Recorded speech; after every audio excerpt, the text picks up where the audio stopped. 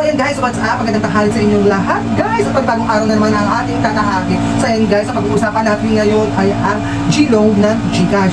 So ano nga ba guys, ang G-Loan? Ang G-Loan po is yung parang platform online na inaalam ng GCash na pwede kang mangutang through emergency. Depende po yan kung ano po ang purpose nyo ng pagkautang nyo sa may G-Loan. At yun nga guys, meron silang tatlong kategory na pwede nyo pagpipilian yung borrow.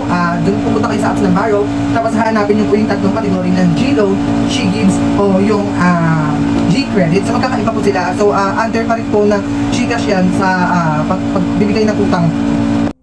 So ayan guys, yun nga ba guys, ano nga ba ang G-Loan? Ayan guys, i-explain ko sa inyo.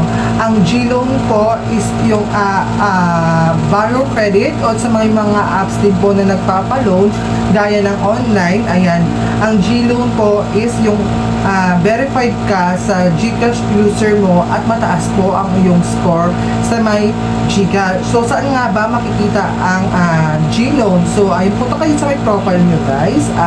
Hanapin nyo lang yung borrow. May tatlong kategory sila. Merong G-Loan, G-Gives, and G-Credit. So ayun nga guys. So tayo naman ay na-approve tayo sa G-Loan. So ayun guys. So paano nga ba malalaman kung approve ka na sa G-Loan? Ang pag-uusapan natin ay ang G-Loan.